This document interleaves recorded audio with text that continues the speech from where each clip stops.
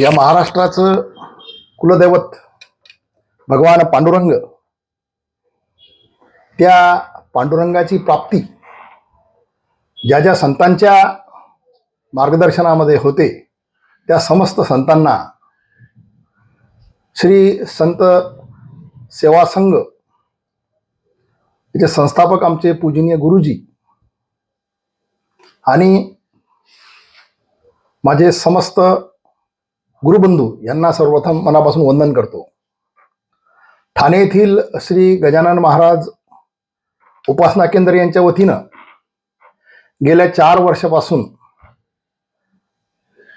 श्री गजानन विजय या ग्रंथाच्या निरूपणाच्या निमित्तानं मी 3 अध्याय आतापर्यंत बोललो आणि यावेळी खरोखर भाग्याचा परमोत्कर्ष बिंदू की यावर्षी संत साहित्यावर बोलायचं, संत चरित्रावर बोलायचं आणि त्यामध्ये माझ्या भाग्याला मला या संप्रदायाचा पाया असलेला माऊलींच्या चरित्राचा भाग माझ्या वाट्याला आला.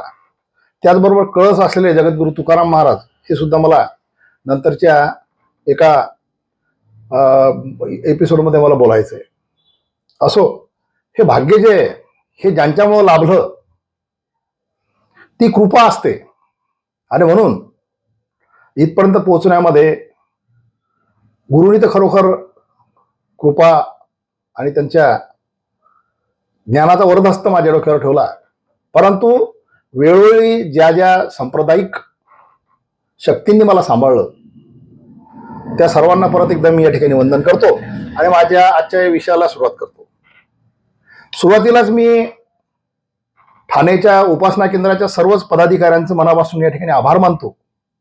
कारण माऊलींवर बोलायचं म्हणजे आपली जिव्हा जी आहे ना ती पवित्र होते आणि पावित्र्य खरोखर आपल्या जिव्हेतून या समाजामध्ये ज्यावेळी जाईल त्यावेळी समाजामध्ये निश्चितपणे माऊलीच्या रूपानं त्यांना अभिप्रेत असलेली संतांची मांदियाळी निर्माण होता होता, ईश्वरनिष्ठांची मांदियाळी निर्माण होता होता ती सात्विकता सर्वत्र पोहोचेल अशा प्रकारचा एक आत्मविश्वास या निमित्तानं मलाही आहे. आणि तुम्ही जे खऱ्या अर्थानं साधूजन आहात की अशा प्रकारची संधी सातत्यानं आम्हाला देता, तर त्यांना सुद्धा मी या ठिकाणी परत वंदन करतो आणि सुरुवात करतो. माऊली ज्ञानेश्वर हे ऍक्च्युली एक व्यक्ती म्हणून आपण जर पाहिलं तर अनेक पैलू तुमच्या माझ्यासारखे सामान्याचे सापडतात की ज्याच्यामध्ये जन्म झाल्यानंतर आपल्या लेकराला काहीच येत नाही, परंतु तया सिद्ध प्रज्ञेचे नी लाभे मनची सारस्वत दुभे बग सकल शास्त्रे स्वयंबे स्त्रवती मुखे. म्हणजे माऊली हा व्यक्ती म्हणून पाहताना बऱ्याच वेळा गोंधळ होतो हा अभ्यासकांचा, परंतु त्यांचं अलौकिकत्व जे आहे ते वारंवार संत साहित्यामध्ये वारंवार प्रत्येक ठिकाणी प्रगट केलेलं आहे संतांनी. आणि ते करत असताना त्यांनी माऊलीची उपमा दिली, त्याचबरोबर अवतार पांडुरंगे नाव ठेवला ज्ञाना.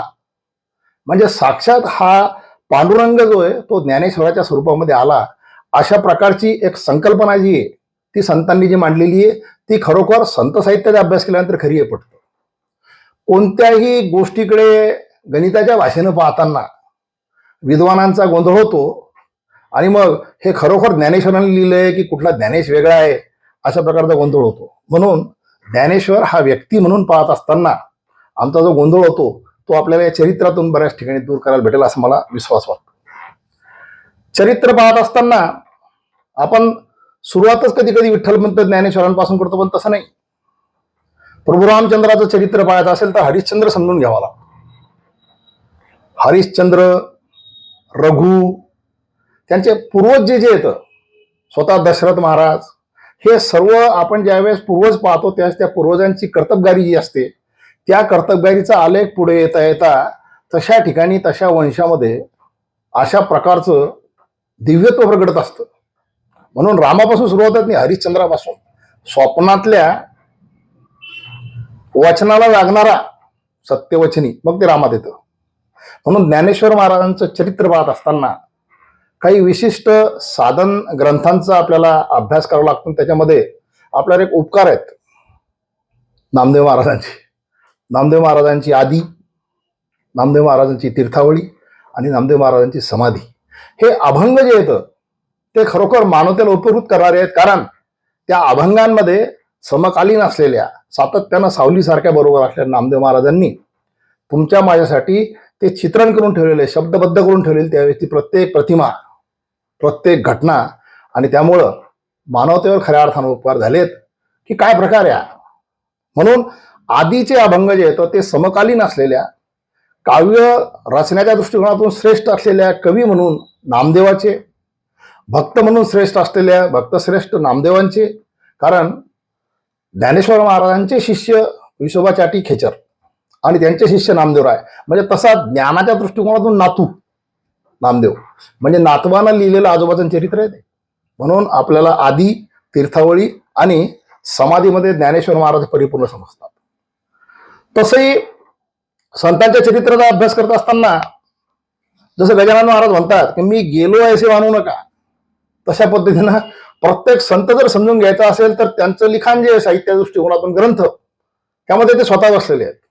हा एक विश्वास दृढ मनातमध्ये जर ठेवून आपण अभ्यास केला तर त्या संताचं प्रतिबिंब तुम्हाला प्रत्येक अभंगामध्ये, प्रत्येक ओळीमध्ये, प्रत्येक श्लोकामध्ये सापडतं. दासबोधामध्ये समर्थ बसलेले आहेतच, अभंगगाथेमध्ये जगद्गुरु तुकाराम पदोपदी तुम्हाला भेटतात. त्याच पद्धतीनं ज्ञानेश्वरीमध्ये सुद्धा माऊली ज्ञानेश्वर तुम्हाला सातत्यानं भेटतात. आणि ते भेटत असताना तुमचं माझं बोट धरून मानवतेच्या मार्गावर तुम्हाला कसं अग्रेसर करता येईल याचा सातत्यानं निर्देश करत असतात. हे उपकार जे येतं हे महाराष्ट्राच्या मातीवर या संतांचे आहेत. जगाच्या पाठीवर कुठे जरी गेले तरी इतकी पवित्र माती की ज्याच्यामध्ये कुठेही जा संत साहित्याचा, संतांचा सहवास लाभलेले लोक आणि संत साहित्यामध्ये मशगूल असलेली एक समाज असा घडलेला आहे. त्याचबरोबर त्या सर्वांना एक वेगळ्या प्रकारचं तेजाचं, धैर्याचं आणि शौर्याचं कुंदन असलेला तुमचा माझा राजा छत्रपती शिवराय, याच्या शौर्याचं कुंदन सुद्धा त्याला लाभलेलं आहे. म्हणजे या एका भूमीमध्ये छत्रपती शिवरायांच्या शौर्याचा रंग सुद्धा भगवा आणि समर्थ रामदासांच्या किंवा माझ्या वारकरी संप्रदायाची पताका सुद्धा भगवी, ही या महाराष्ट्राच्या मातीची किमया आहे.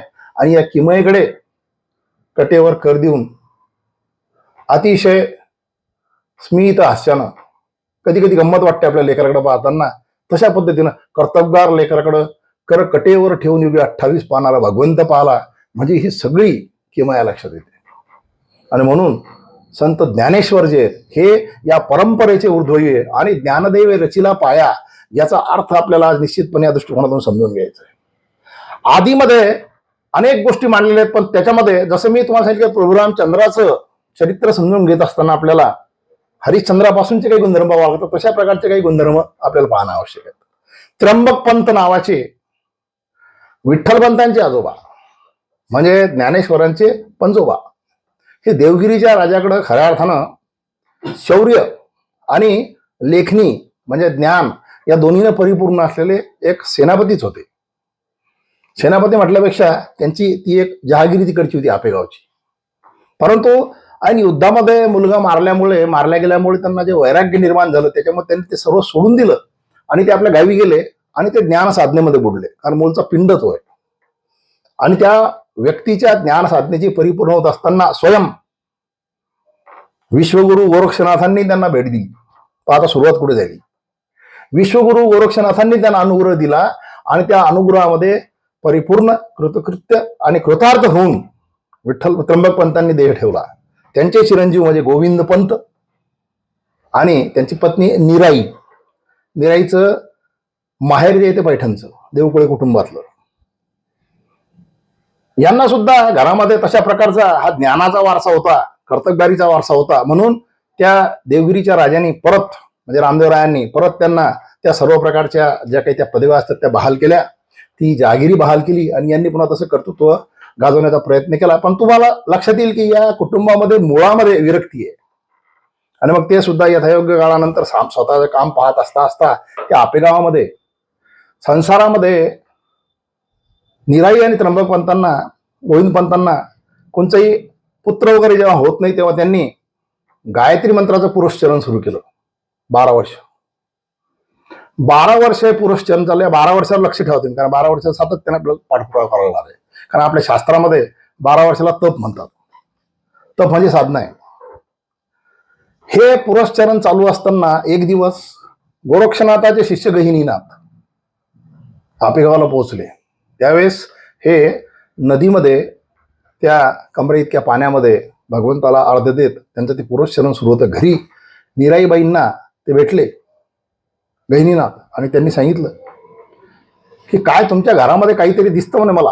हो म्हणे, 12 वर्षापासून असं असं चालू येतं, पण आमच्या घरामध्ये काही पाळणा हलत नाही. ठीक आहे. त्यांनी प्रसाद दिला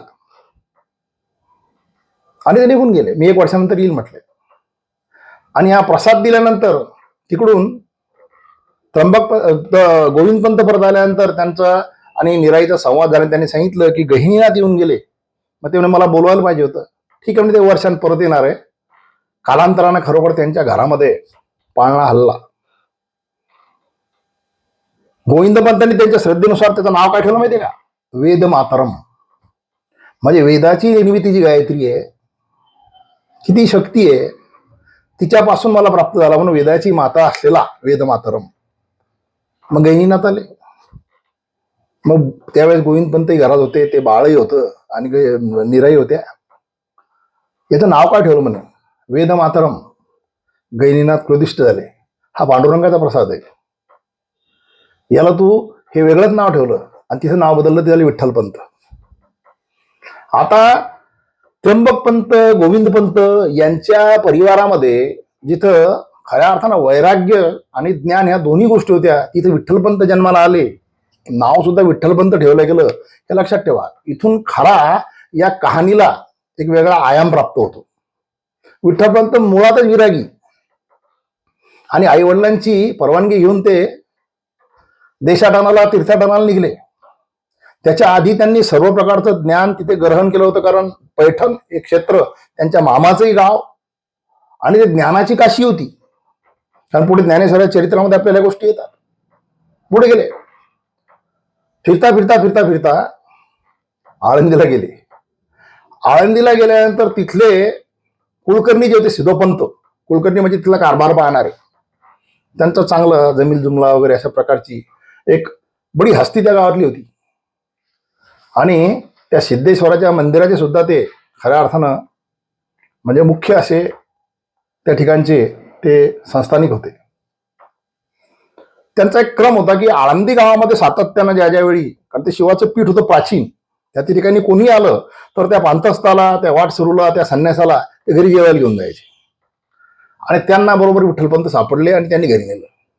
घरी नेल्यानंतर त्या दिवशी जेवण वगैरे झाल्यानंतर त्यांना म्हणजे सिद्धोपंतांना दृष्टांत झाला पंढरीच्या पांडुरंगाचा की हा तुझ्या घरी आलेला जो आहे की नाही, याला तू सालंकृत तुझी मुलगी दे, रुक्मिणी. त्यांना सकाळी त्याजवळ सांगितलं की असं असं झालं आणि तुम्ही माझ्या कन्येचा स्वीकार करा. विठ्ठलपंत म्हणतात, दृष्टांत कोणाला, स्वप्न कोणाला? तुम्हाला. त्याच्यावर मी कशाला विश्वास ठेवू? त्या दिवशी विठ्ठलपंत झोपले असताना त्यांना सुद्धा भगवंतांनी सांगितलं की जे सिद्धोपंतांनी सांगितलं ते खरं आहे. मग त्याला पटलं. त्यांनी विवाह केला. तो विवाह झाल्यानंतर सासू सासऱ्याची आणि पत्नीची परवानगी घेऊन ते पहिले दक्षिणेकडे शैल वगैरे त्यांचं जे राहिलं होतं ते दर्शन सगळं घेऊन ते परत आले. आणि मग नंतर तिथून सर्व परिवार जो आहे तो आपेगावला गेला. गोविंदपंतांना निराईला भेटले, तिथं थांबले. कालांतरानं गोविंदपंत निराईचं निधन झालं आणि त्यानंतर मग ते तिथे तो जो कारभार पाहत असताना मुळात विरक्त असलेला विठ्ठलपंत, त्याच्या त्या विरक्तीमध्ये आणखीन वाढ झाल्यामुळे, कारण आतून संतोष आहे पण विरक्ती आहे, त्याच्यामुळे सगळा कारभार लयास गेला आणि आपला जावाई बुडतो हे पाहून सिद्धोपंत त्यांना घेऊन परत आळंदीला आले. आता आळंदीला आल्यानंतर याची विरक्ती आणखीन वाढली आणि त्या मुळात मनामध्ये असलेली ती विरक्ती वाढता वाढता मला तू संन्यास घेऊ दे असं बायको पुढे त्याने हट्ट धरला. रुक्मिणी पुढे दररोज जाता येता शेवटी वैतागून एक दिवस तिने म्हटलं हा जा. हे निघले, हे गेले. त्यानंतर श्रीपाद स्वामी आले. ते आपल्याला सर्व माहिती आहे. त्या अश्वस्थ वृक्षाच्या भोवती, म्हणजे जो याला सोन्याचा पिंपळ म्हणतो आपण, त्याच्या भोवती ती प्रदक्षिणा करत असताना श्रीपाद स्वामींना तिनं दर्शन केल्यानंतर त्यांनी म्हटलं की सौभाग्यवती भव, तेव्हा ती हसली वगैरे, हे सगळं आपल्याला माहित आहे. इथून त्यांनी परत जाऊन त्या चैतन्य स्वामीला परत आणलं आणि संसारात टाकलं. इथपर्यंतचा क्रम जो आहे की नाही हा लक्षात ठेवणं आवश्यक आहे. इथे आता संसार झाल्यानंतर बघा की विटंबना कशी सुरू होते. संन्यासी असलेला व्यक्ती परत संन्यास सोडून गृहस्थाश्रमात आला हे जाणल्यानंतर 12 वर्ष तब्बल आळंदीच्या ब्रह्मवृंदाने त्यांना त्रास दिला. पहिले 12 वर्ष होते गोविंदपंत निराईचे आणि हे दुसरे 12 वर्ष. ह्या 12 वर्षाच्या काळामध्ये त्यांच्या घरामध्ये पाळणा हल्ला नाही आणि तो पाळणा जो हल्ला नाही तो पाळणा हरायला सुरुवात झाली 12 वर्षानंतर. 12 वर्षानंतर तो पाळणा हरायला त्यांच्या घरामध्ये सुरुवात झाली.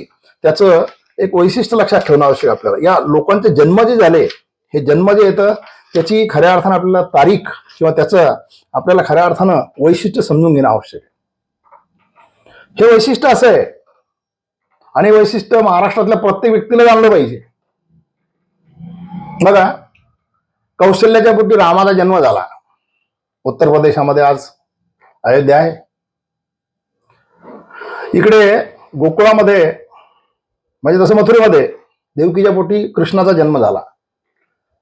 म्हणजे इकडे एका मातेच्या पोटी एका देवतेचा जन्म झाला, तिथे एका मातेच्या पोटी एका देवतेचा किंवा एका भगवंताच्या अवताराचा जन्म झाला. पण महाराष्ट्राच्या भूमीचे एक वैशिष्ट्य लक्षात घ्या. इथे विठ्ठलपंत आणि रुक्मिणी माता यांच्या पोटी 4 देव आलेत. शिवाचा अवतार निवृत्तीनाथ, विष्णूचा अवतार ज्ञानेश्वर महाराज, ब्रह्माचा अवतार सोपानदेव आणि या सर्वांची आदिमाया जी आहे ती जगज्जयनी, जगज्जननी म्हणतात तिला, ती आद्यत्रय जननी, ती साक्षात चित्कला आदिशक्ती मुक्ताबाईच्या नावानं एका आईच्या पोटी जन्माला. महाराष्ट्राच्या भूमीमध्ये जसं छत्रपती शिवराय आहेत मी सांगितलं सुरुवातीला, अनेक संतांची मांदियाळी, तशी एका मातेच्या उदरातून 4 भगवंताचा जन्म जो आहे ही साधी गोष्ट नाही. महाराष्ट्रानं ज्या गोष्टीचा अभिमान बाळगाव खऱ्या अर्थाने या मातीचा ती एक गोष्ट आहे. निवृत्तीचा जन्म सोमवारचा, गोरज मुहूर्त, शालिवाहन शके 1195, माघ वद्य प्रतिपदा. ज्ञानेश्वर महाराज मध्यरात्री तो शालिवाहन शक 1897 म्हणजे 2 वर्षांनंतर श्रावण वद्य अष्टमी गुरुवार म्हणजे भगवान श्रीकृष्णाच्या जन्माची अष्टमी आणि ज्ञानेश्वर महाराज अष्टमी एकच आहे, लक्षात घ्या. सोपानदेव रविवारचे, त्यांचा शके 1199चा जन्म कार्तिक शुद्ध पौर्णिमा. कार्तिक शुद्ध पौर्णिमा म्हणजे आपण त्या दिवशी त्रिपुरारी पौर्णिमा साजरी करतो. मुक्ताबाई ह्या शुक्रवारचा जन्म आहे. त्यांचा जन्म जो आहे तो शालिवाहन शक 1201चा आणि ती अश्विन शुद्ध प्रतिपदा म्हणजे या दिवशी आपण घट बसवतो. दर 2 वर्षाच्या फरकानं हे भगवंत पृथ्वी तलावर आले. हे भगवंत पृथ्वी तलावर जे आले तोपर्यंत त्यांच्या आई वडिलांना जो समाजाचा त्रास झाला होता त्या 12 वर्षाच्या काळामध्ये तो त्यांनी मुकाट सहन केला. हे 4 जण जे येतं यांचा जन्म झाला. हे जन्म होत असताना कोणी आपेगाव म्हणतं, कोणी आळंदी म्हणतं, आपण त्या खोलात जायची गरज नाही. पण भगवंत आले, जसं मथुरीत आले आणि गोकुळात गेले, तिथून द्वारकेत गेले, सगळ्या गोष्टी झाल्या. त्याच्यामुळे कधी कधी स्थान महात्मे जे की नाही, ह्या ब्रह्मांडावर ज्याची सत्ता आहे तो इथं जन्माला आला काय ते जन्माला जास्त आपण खोलात जायची गरज नसते. पण समाजाने तोपर्यंत 12 वर्षाचा त्रास दिला तोपर्यंत सिद्धोपंतांच्या वैयक्तिक गावाच्या जवळ असलेल्या जमिनीमध्ये राहत त्याला सिद्धपेठ म्हणतात, तिथं ते राहत होते. मग हे मुलं लहानपणापासून मोठे होत असताना जसं बापानं वारशामध्ये काय द्यावं, आता विरक्ती ही त्या आपेगावच्या पूर्ण परिवारामध्ये, ते कुलकर्णी पण ते जावळे कुलकर्णी, जावळे म्हणतात त्यांना, त्या कुलकर्णीच्या घरामध्ये विरक्ती होती पण तिथं ज्ञान होतं. मग बापानं लेकरांना वारशामध्ये काय द्यावं तर ज्ञानेश्वरीमध्ये सातत्यानं आपल्याला दिसणाऱ्या ज्या कृषीविषयक प्रतिमा आहेत ना त्याचं एक प्रतिबिंब त्या ठिकाणी आहे की सिद्धोपंताच्या शेतामध्ये, सिद्धबेटामध्ये सिद्धोपंताच्या घरची सर्व ग्रंथसंपदा, स्वतःच्या जीवनाचा अनुभव हा माझ्यानंतर माझ्या मुलांना वारशामध्ये मी काय द्यावं म्हणून विठ्ठलपंतांनी निवृत्तीरायापासून सर्वांना ज्ञानाचं अमृत त्या ठिकाणी निश्चितपणे पाजलं असलं पाहिजे. जरी हे सर्व देव होते तरी आपण म्हणतो संस्कार कुठे घडतात, तर या सिद्धप्रज्ञेची लाभे मनाची सारा स्वतः दुभे ही सिद्धप्रज्ञा मान्य आहे. पण तरी संस्कार जे ते निश्चित झालेत आणि ते संस्कार जे ते निश्चित होणं आवश्यक असतात, या दृष्टिकोनातून ते सिद्धपेठ जे की नाही ते आपल्यासाठी खऱ्या अर्थानं ज्ञानाची पंढरी आहे. ते खरं पहिलं विद्यापीठ आहे जिथं विठ्ठलपंतांनी या 4 अजान अशराफ अशा बालकांना, जे साक्षात भगवंताचं स्वरूप आहे, त्यांना ज्ञानामृत पाजलं. कारण तोच एक वारसा त्या परंपरेने त्या घरामध्ये होता. मग आता यांचं वय वाढत गेलं, तोपर्यंत हे सर्वजण इकडे तिकडे फिरत होते. इकडे जा तिकडे जा कुठेही जा. जाताना बाजूला एक केंदूर म्हणून गाव, तिथे जायचे. कोंडाणा म्हणून किल्ला जो आहे आपला, तिथं वरती कोंडूनपूर म्हणून गाव आहे, तिथे जायचे. त्र्यंबकेश्वरला जायचे. कारण काय, गावामध्ये कोणी विचारत नाही, त्यांनी वाळीत टाकलेलं. आपल्यामुळे आपल्या सासऱ्याचा अपमान होतो.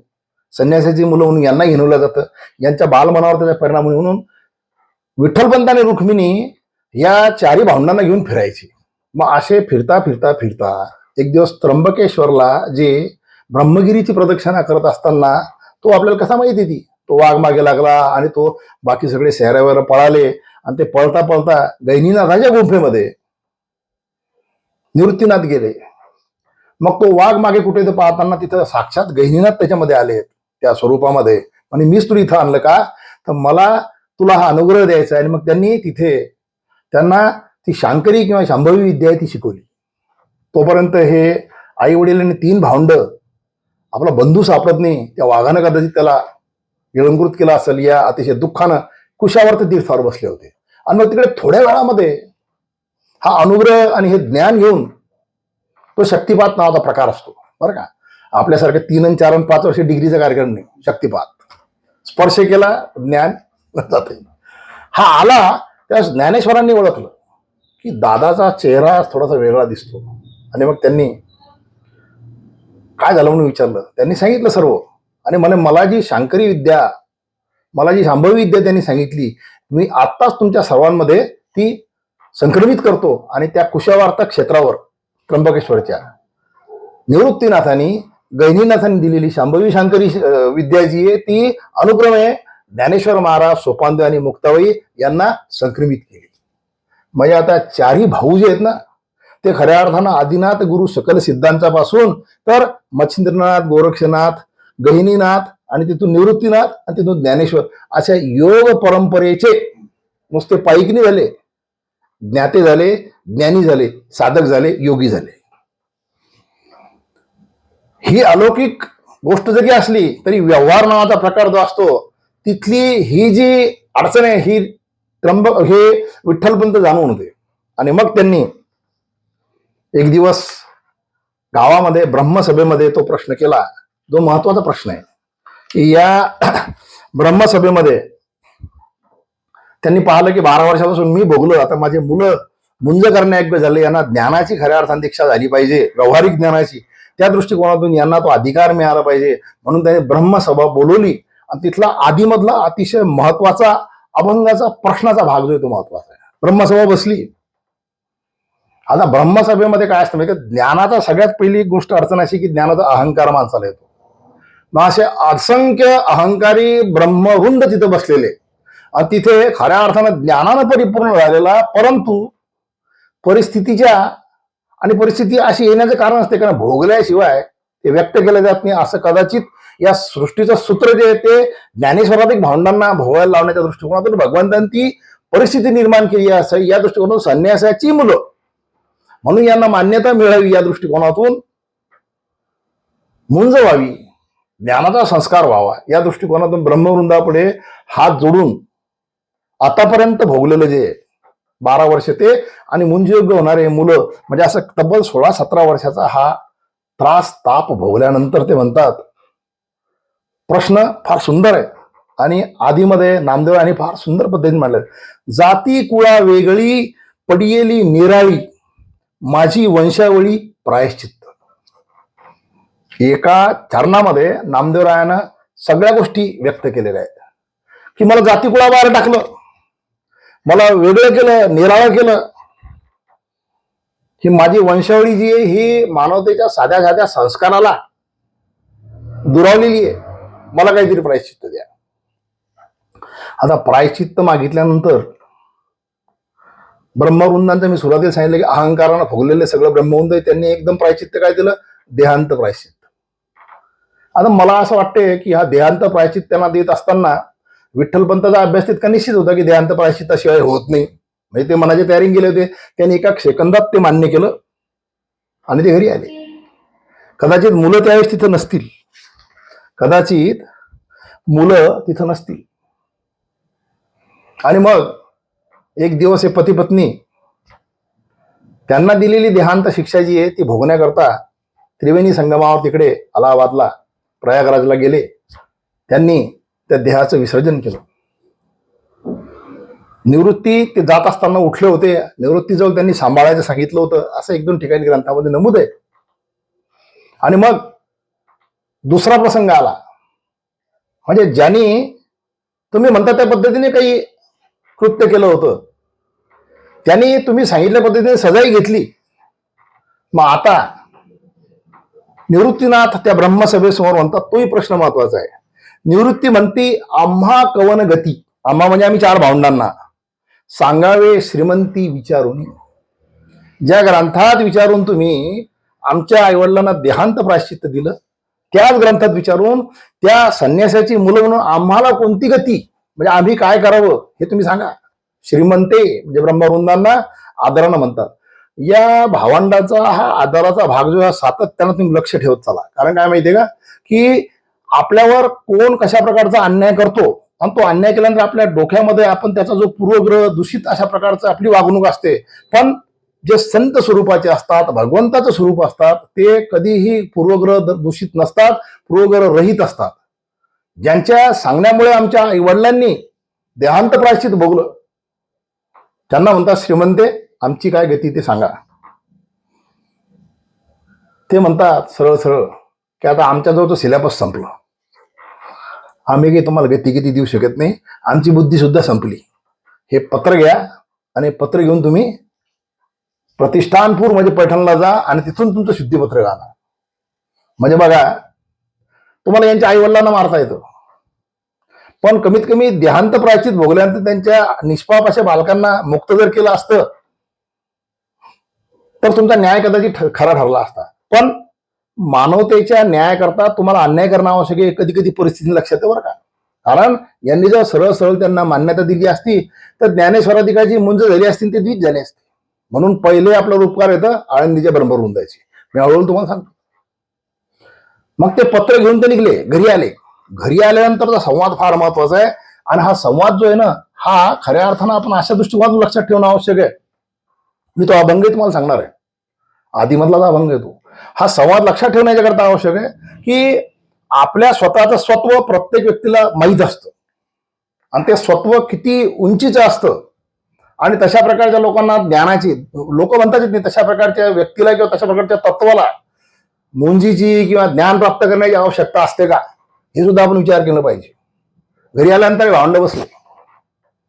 या भावंडाला ते पत्रगित्र घेऊन गप्पा चालल्या त्यांच्या. अशा गप्पा इन द सेन्स त्यांचा चिंतनाचा विषय होता की आपल्याला आळंदी म्हणजे आळंदीच्या लोकांनी पैठणला जायचे, त्याच्याबद्दल काय केलं पाहिजे. त्या चर्चेमध्ये निवृत्तीनाथ जे सांगतात ते फार महत्वाचं आहे आणि त्याच्यावर ज्ञानेश्वर महाराज उत्तर त्याच्यापेक्षा महत्वाचं आहे. आणि मला असं वाटतं की ज्ञानेश्वर महाराजांच्या अलौकिक असण्याचं आणि त्यांनी जी ग्रंथसंपदा मानवतेसाठी निर्माण केली त्यासाठी खऱ्या अर्थाने या 2 अभंगाचा माणसानं सातत्याने विचार केला पाहिजे. निवृत्तीनाथ म्हणतात भावंडांना की हे पत्र घेऊन जायला सांगितलं, आपलं तिथून अधिकार आणायचा आपला.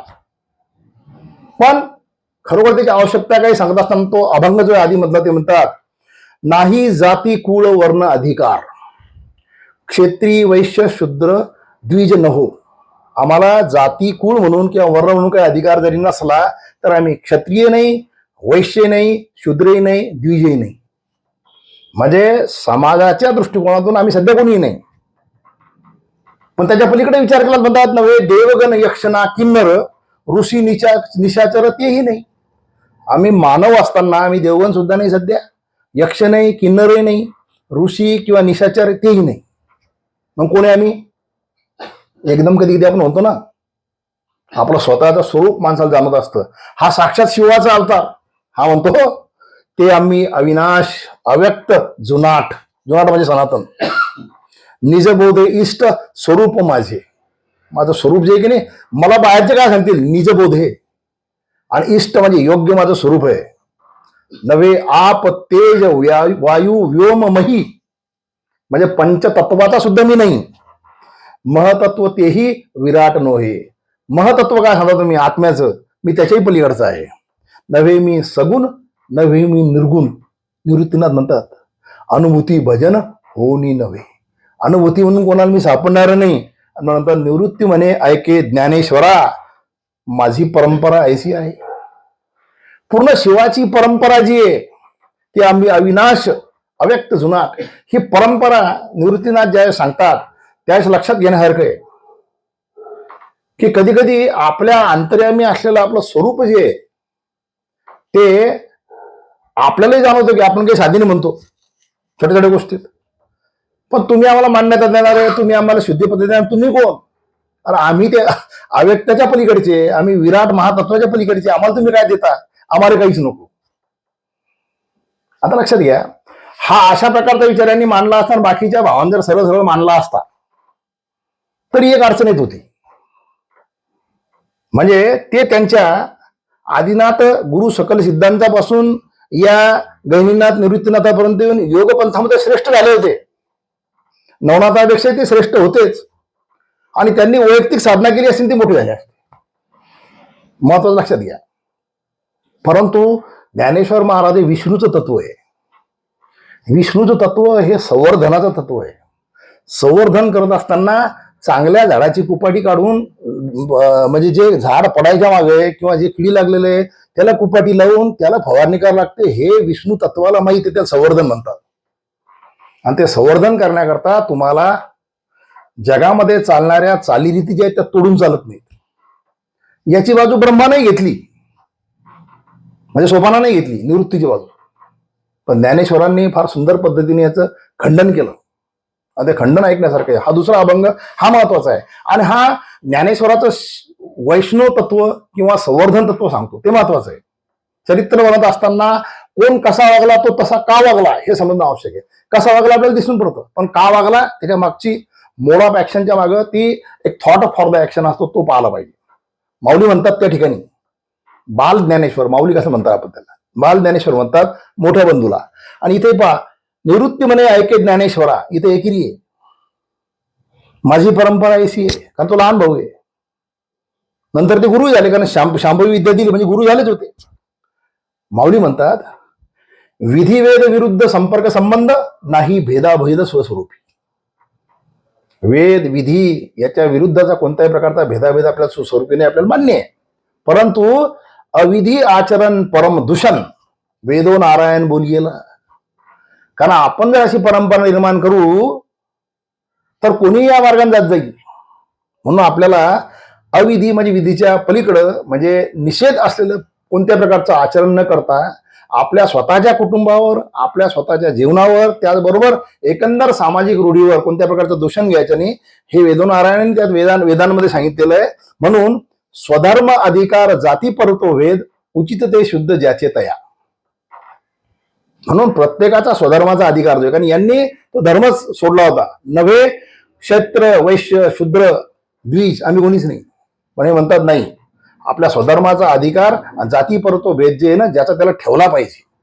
कारण समाजाची रचना करत असताना 12 बरुतेदार आणि 18 पगड जातीचे लोक ज्यावेळेस काम करतात त्यावेळेस हे एक Symbiosis and harmony of the society he maintain राहते. हे सगळे लोक काम करतात. म्हणून स्वधर्म अधिकार जाती परतो भेद उचित ते शुद्ध ज्याचे तया.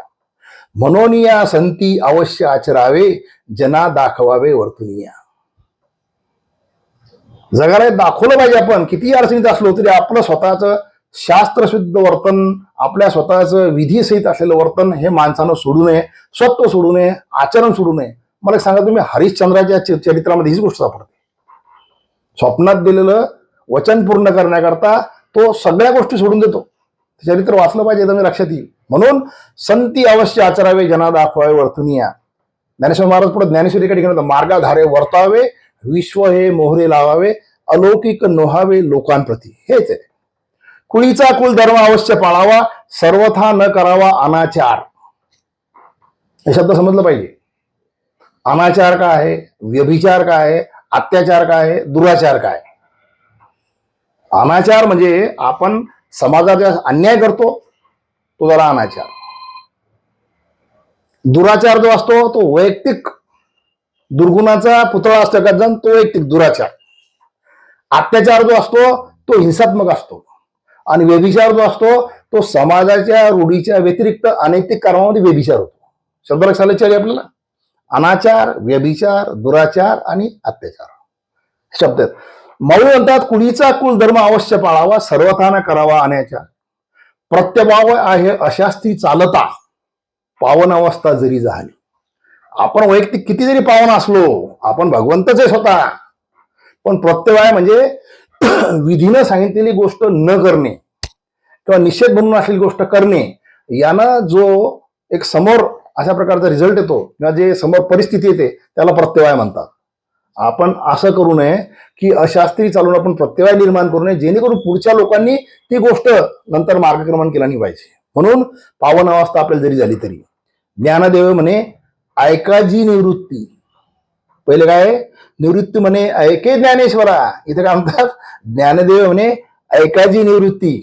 ओम नमोजी आद्या वेद प्रतिपाद्या जय जय स्वसंवेद्या आत्मरूपा ओम नमोजी. तसं ज्ञानदेव म्हणे ऐकाजी निवृत्ती, बोललेली पद्धती धर्मशास्त्री. धर्म काय म्हणतो ते तुम्हाला मी सांगतो, धर्मशास्त्र काय म्हणतो ते सांगतो. धर्माच्या मार्गावर चालत असताना, शास्त्राच्या मार्गावर चालत असताना, कर्तव्य बुद्धीनं कुळाचार करत असताना, प्रत्यवाय होणार नाही या दृष्टिकोनाने संतांचा मार्ग चोखाळत असताना आपल्या स्वतःला कितीही यातना झाल्या, किती त्रास झाला तरी हरकत नाही.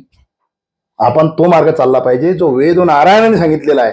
त्यामुळे आपण अविधी आचरण करता परमदूषण आपल्या जीवाला आणि समाजाला बसेल अशा पद्धतीची गोष्ट करू नये. अशा प्रकारचं ज्ञानेश्वर महाराजांनी सांगितल्यानंतर निवृत्तीनाथ मला एक सांगा की इतकी काही दोघांची दुश्मनी वगैरे होती का? विचाराचं कन्फ्रंटेशन होतं का? अजिबात नाही. परंतु हे एकमेकाची शक्ती, एकमेकाचं ज्ञान, एकमेकाची एकंदर ज्याला म्हणतो आपण अभ्यासाची विचाराची बैठक जी आहे, जी विठ्ठलपंतांनी त्यांच्या ज्ञानातून दिली ती तपासायची होती, ती सांभाळायची होती. हे पाहिल्यानंतर निवृत्तीनाथ मनापासून आनंदी झाले आणि मग त्यांनी एक सांगितलं, आता इथून पुढे म्हणजे तुम्ही सांगायचं आणि आम्ही ऐका. म्हणजे निवृत्तीनाथ म्हणतात की इथून पुढे ज्ञानदेवा तू सांगत जा, आम्ही सर्वजण तुझं ऐकत जाऊ. आणि अशा पद्धतीनं ही मंडळी मग निघली पैठणकडे. पैठणला येता येता ते सगळेजण जे येतं ते ज्या ठिकाणी आले त्या ठिकाणी आपल्या निघता निघता अनेक ठिकाणी ते थांबले, आले, सगळं हे झालं. परंतु काही गावाचे नाव आपल्याला जाणून घेण्यात येतं.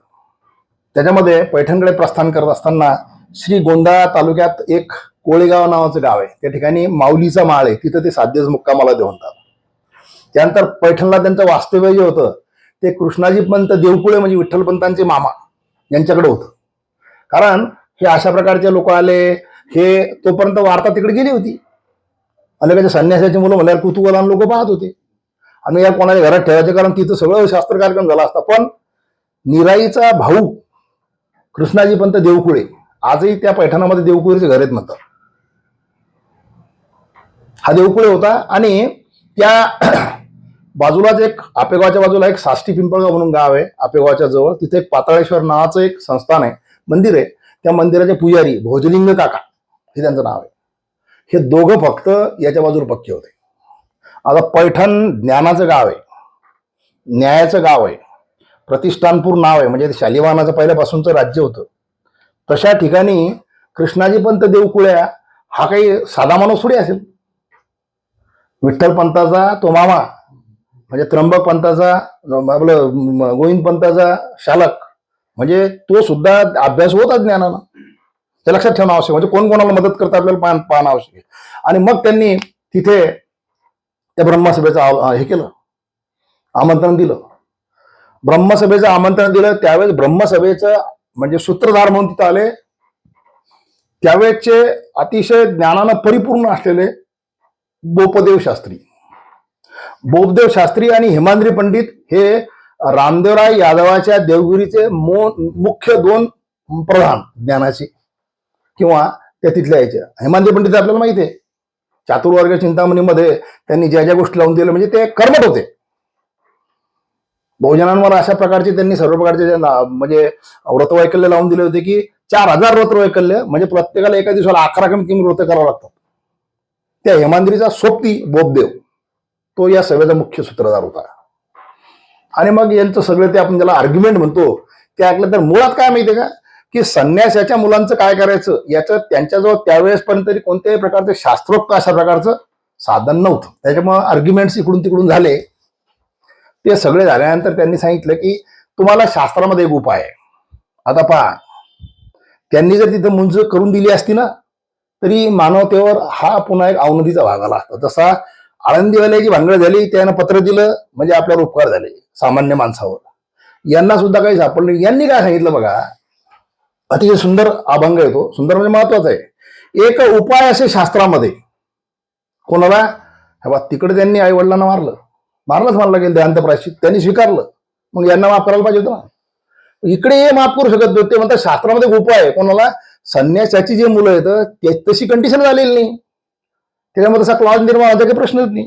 एक उपाय असे शास्त्रामध्ये, अनन्य भक्ती ते अनुसरावी. आता ही मूळ गोष्ट लक्षात घ्या तुम्ही, अनन्य भक्ती अनुसरावी. गो खर श्वान वंदुनिया वंदावे अंतेज ब्रह्म भावनेसी. आता मूळ ज्ञानेश्वरीचा, त्याच्या आधी मूळ गीतेचा स्वभाव हा आहे. ज्ञानेश्वरीमध्ये ज्ञानोत्तर भक्तीनं मनुष्य भगवंताजवळ जातो, सायुज्य मुक्ती प्राप्त करतो, नवे नवे तो भगवंतच होतो. हे ज्ञानेश्वर महाराजांनी सिद्ध केलं, कारण आज्ञा तशी होती. आणि गो खर श्वान वंदुनिया म्हणजे जे जे म्हणून भेटीभूत ते मानिजे भगवंत. वंदावे अंतज ब्रह्म भावनेशी सकलांशी येथे आहे अधिकार. लक्षात घ्या, हे 3 सूत्र जे येतं मुळात गीतेचे जे येतं, गीतेला प्रत्येक सजीव निर्जीव ज्याला आपण तो चराचर सृष्टीमध्ये भगवंत प्राप्तीचा अधिकार जो तो दिलेला आहे, त्याच पुष्टीकरण ज्ञानेश्वरीच्या स्वरूपामध्ये ज्ञानेश्वर महाराजांना का केलं असावं, तर आज्ञा ती होती. आज्ञा काय, परत एक उपाय असे शास्त्रामध्ये, अनन्य भक्ती ती अनुसरावी. ज्ञाननी सांगितलं भक्ती करा, ज्ञानात तुम्हाला अधिकारच नाही, तुमची मुंजच नाही. आणि गो खरं श्वान वंदुनिया म्हणजे कसं, तुम्हाला माणसाचा बी अधिकार नाही. आता बघा, पहिले स्त्रियांना अधिकार नव्हता, अंत्यजांना अधिकार नव्हता, चांडाळांना अधिकार नव्हता ज्ञान प्राप्त करायचा. आता तुमच्या इथं लक्षात येईल की जी जी गोष्ट विठ्ठलपंतांनी यांच्या एकंदर चरित्रामध्ये टाकली होती, एकंदर व्यक्तिमत्वामध्ये टाकली होती, एकंदर बुद्धीमध्ये टाकली होती, ते सिद्धपीठातले सगळे संस्कार ज्ञानाचे जे होते, ते ज्ञानाचे संस्कार जे येतं तुम्हाला जे अधिकार म्हणून सगळीकडे सांगता आले असते, त्याच्या आधी तुम्हाला अशी आज्ञा जर मिळाली की भक्ती करायची, आणि मग भक्ती शुद्ध करा ज्ञानानं. आणि गो खर वंदुनिया, गो खर आणि श्वान वंदुनिया, आणि अंत्यजा ब्रह्मभावनेनं म्हणजे प्रत्येक जीवाशी ज्ञानेश्वराधिक भावंड जे येतं ते अतिशय जवळच्या बंधनानं या अधिकारानं बांधले गेले. आणि त्याच्यामध्ये आणखीन दुसरी गोष्ट अशी होती की तुम्ही विरक्त बुद्धीनं जीवन जगावं, 5 घरी माधुकरी मागावी, आणि काम पडलं एक भुक्त राहावं, 5 घरी जर काही मिळाले तर. अशा प्रकारचं खडतर, अशा प्रकारे त्यांना ते शुद्धीपत्र मिळालं. त्याच्यानंतर ते प्रकार जे येतं ते रेड्याच्या तोंडून वेद वगैरे या गोष्टीचे आपल्याला काही जास्त घेणं त्यांनी.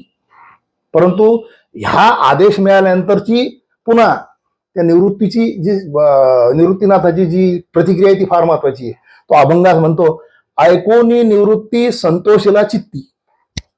आणि त्यांनी पहिले सांगितलं मला कोणाचं बंधनच नाही, आणि इथे याने बंधनात यायचं सोडूनच दिलं, म्हणजे याने बंधनात बांधलंच नाही त्यांना. धन्य तुमची वंदिती तीर्थरूप ब्रह्मवृंदा हो, तुमचे पाव मी पडतो. ज्ञानदेव म्हणे सांगाल ते मान्य, ज्ञानदेव जे पाहिजे तेच मिळालं. मुक्ताई सोपान आनंदली, आपल्या बंधूच्या, ज्येष्ठ बंधूच्या आणि ज्ञानाच्या आनंदामध्येच आपला आनंद आहे हे मुक्ताई सोपानांनी मानलं. कारण ते काय, तो आधार होता. ब्रह्म हा निर्माण करतो, मुक्ताई हे प्रत्येकाची पार्श्वभूमी, म्हणजे या आभाळाला ढगाला जशी पार्श्वभूमी आकाशाची आहे ना, तशा पद्धतीने चितकला जी आहे ना, हे सगळ्याला आधार आहे. आणि त्या आधारावर निवृत्ती ज्ञानदेव आहेत. म्हणून जे ज्ञानदेवाचा जो निवृत्तीचा संतोष झाला, ज्ञानदेवाचा आनंद झाला, ते म्हणाल ते मान्य झालं, ते पाहून सोपानाने हे दोघं एकदम आनंदले आणि मग ते म्हैसाला घेऊन निघाले, पुढे आले. आता इथून आपला ज्ञानेश्वर महाराजाचा आपल्या दृष्टिकोनातून असा भाग सुरू होतो. तो भाग महत्वाचा आहे, कारण ही आधी तुम्हाला सांगण्याच्याकरता आवश्यक आहे किंवा आपल्याला सर्वांना जाणून घेण्याच्याकरता आवश्यक आहे की ही अशा प्रकारची एकदम ज्ञानेश्वर महाराजांना गीताच का सांगा वाटली वा.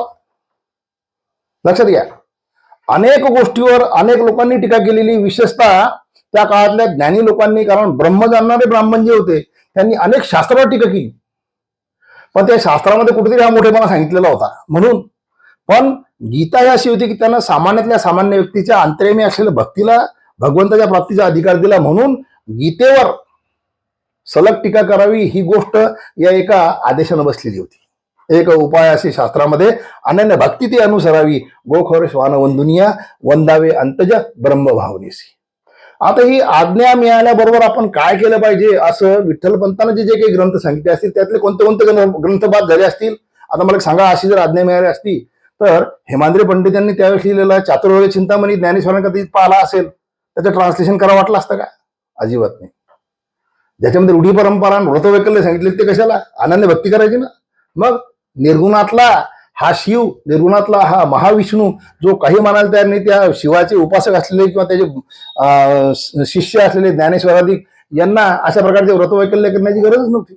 म्हणून त्यांनी तुम्हाला मला अधिकार देण्याच्या दृष्टिकोनातून गीता ही कशी अनन्यपणे महत्वाची आहे, उपयुक्त आहे, हे जाणून त्याचं कशा अर्थानं आपल्याला सामान्यासाठी परिवर्तन करता येईल किंवा त्याचं पृथक्करण करून कसं मांडता येईल सामान्यासाठी, याकरता गीता ग्रंथ हा स्वतःच्या अभ्यासाकरता घेतला. पुढे आल्यानंतर नेवासामध्ये काय झालं की नेवासाला आले, नेवासाला पैस खांबाला टिकून ज्ञानेश्वर महाराजांनी ज्ञानेश्वरी सांगितली. तो पैस खांब जे ते कनकेश्वराचं मंदिर आहे, कनकेश्वराचं मंदिर. त्या कनकेश्वराच्या मंदिरामध्ये त्यांनी पहिलं बसस्थान बांधलं आणि मग म्हणजे बसस्थान ठेवलं आणि मग तिथं आल्यानंतर ती सगळी मंडळी त्यांना जशी जशी भेटायला यायला सुरुवात झाली तशा पद्धतीनं त्यांनी त्या मंदिरामध्ये येणार जाणार लोक यांच्या समोर काय करावं असं चिंता चालू असताना त्यांना तिथे एक साक्षात्कार घडला. हा चमत्कार रेड्याचा जो आहे तोही मी तुम्हाला सांगितला नाही, म्हैसाचा, आणि हा पुढचा जो आहे त्याचं सुद्धा चिंतन फार सुंदर पद्धतीने काही ठिकाणी मांडलेलं आहे. परंतु बाबाजी पंत थावरे म्हणून ते होते आणि त्यांची पत्नी सौदामिनी थावरे. बाबाजी पंतांचा देहांत झाल्यामुळे त्यांच्या सोबत त्या काळामध्ये असलेला सतीचा जो काही एक विधी होता त्याच्याकरता ती सौदामिनी आणि ते सगळे यात्रा चालली होती. त्यावेळेस हे 4 बंधू तिथे आले, 4 भावंड तिथे आले आणि ज्ञानेश्वराचं दर्शन घेतल्यानंतर त्यांनी सौभाग्यवती भाऊ असा काहीतरी आशीर्वाद दिला, असं ते शास्त्र सांगतं. आनंद यादवांचा एक ग्रंथ आहे लोकसका ज्ञानेश्वर. हा ग्रंथ सर्वांनी आवर्जून वाचला पाहिजे, ज्याच्यामध्ये खरोखर अतिशय सायंटिफिक पद्धतीनं हे बाबाजी पंतांचं प्रकरण सुद्धा मांडलेलं आहे. परंतु चमत्काराशिवाय लोक नमस्कार करत नाहीत. बाबाजी पंतांना त्या ठिकाणी त्यांनी वरदहस्त ठेवल्यानंतर जीवदान मिळालं आणि मग बाबाजी पंत म्हणे का, मला आज तू देह दिला, जीवन दिलं, हा देह तुझ्याच कामाचा येईल, जीवन दिल्यानंतर तुझ्याच कामी येईल. आणि मग बाबाजी पंत आज म्हणजे तो त्याला सच्चिदानंद नाव लिहिलं, सच्चिदानंद बाबा हा जो आहे तो ज्ञानेश्वरीचा लेखक झाला, असं आपण त्या शेवटच्या याच्यामध्ये पाहिलं ज्ञानेश्वरीमध्ये. तर हे बाबाजी पंत थावरे आणि सौदामिनी थावरे हा एक दुसरा चमत्कार आहे. चमत्कारावर मी काही बोलणार नाही, ते आपल्याला बोलता येईल नंतर पुढे. पैस खांबाला टेकून ज्ञानेश्वरी सांगितली. ज्ञानेश्वरी सांगत असतानाचा काळ जो आहे तुम्ही आता लक्षात घ्या. आता गीता जयंती झाली, त्याच्या आधी ज्ञानेश्वर महाराजांच्या समाधीचा सोहळा झाला, सध्या आपण ज्या परिस्थितीमध्ये आहोत त्या दरम्यान. तर हे सगळे जे प्रकार होत गेले त्याच्यामध्ये कलियुगामध्ये ज्ञानेश्वरीची आवश्यकता काय हा विषय एक महत्वाचा आहे. कारण ज्ञानेश्वर महाराजांची ग्रंथसंपदा आहे, त्याच्यामध्ये मुळात ज्ञानेश्वरी, ग्रंथराज ज्ञानेश्वरी, जे की श्री भगवान उवाच म्हणून महाभारतातील भीष्म पर्वातलं अध्याय 22 ते 40 याचं आजच्या प्राकृत भाषेमध्ये, आणि त्याचं पट किती माहितीये का, 700 श्लोकाचं जवळपास 9,900 ओळ्या केलेले ते 12 पट होतं. 12 पटचा अर्थ लक्षात घ्या. दिशा किती? 10. 10 दिशाच्या पलीकडे ज्याची व्याप्ती आहे ना ती ज्ञानेश्वरी आहे. दिशादाच आहेत. 12 पट म्हणजे काय, या दिशेला वेढून त्याच्या पलीकडे असलेलं तत्व जे आहे ते ज्ञानेश्वरीचं आहे मुळात. दुसरी गोष्ट, ज्ञानेश्वरीच्या तत्वाचं वैशिष्ट्य असं आहे, कारण प्रत्येक ग्रंथाचं वैशिष्ट्य आपण पाहिलं पाहिजे. ज्ञानेश्वर महाराजांचं हा जो ग्रंथ आहे, या ग्रंथाचं दुसरं वैशिष्ट्य असं आहे की त्या काळामध्ये भगवान श्रीकृष्णानं सांगितलं आणि अर्जुनानं ऐकलं, तर सांगणारा श्रेष्ठ, ऐकणारा तितकाच श्रेष्ठ. पण आज सांगणारा ज्ञानेश्वर महाराज हा अवतार पांडुरंगे नाव ठेवलं, ज्ञानात तितका श्रेष्ठ जरी असला तरी समजून घेत असताना तुम्ही आम्ही आहे, अर्जुना इतकी तयारी आपली नाही. म्हणून अर्भकाच्यासाठी पंते हाती धरली पाटी, तैसे संत क्रिया करुनी दाविती अंगी, बालकाचे पाऊली माऊली जानुनी पाऊल घाली, तुका म्हणे नाव जनासाठी उदकी ठाव. संत असे असतात की जे सामान्यातल्या सामान्य माणसाला, मूढाती मूढ अशा व्यक्तीला ज्ञान त्याच्या गळी कसं उतरेल याचा प्रयत्न करतात. याचा खऱ्या अर्थानं जीवनात जगातला कोणता एकमेव ग्रंथ जर पाहायचा असेल त्यानं ज्ञानेश्वरीच्या शरण जावं. तुम्हाला समजणार नाही अशा प्रकारची गोष्टच नाही. आणि ज्ञानेश्वर महाराज समजून सांगत असताना मी सांगितलं 12 पट, 15 पट, 20 पट, काय 30 पट त्याच्या आजूबाजूला सगळीकडून अशा प्रकारचे दृष्टांताची मांडणी करत तुम्हाला समजून सांगतात ते.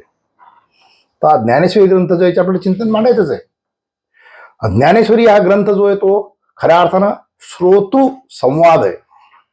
सामान्य माणसाला समजेल अशा पद्धतीनं तो ग्रंथ जो आहे तो त्या गीतेचं परिपूर्ण असं आजच्या कलियुगामधलं रूपांतरण आहे. कारण द्वापार युगातली समाज संकल्पना किंवा समाज रचना आणि कलियुगातली समाज रचना यातला फरक जो आहे तो मनापासून समजून घेऊन, किंबहुना त्यांना समजून घ्यायची गरज नव्हती.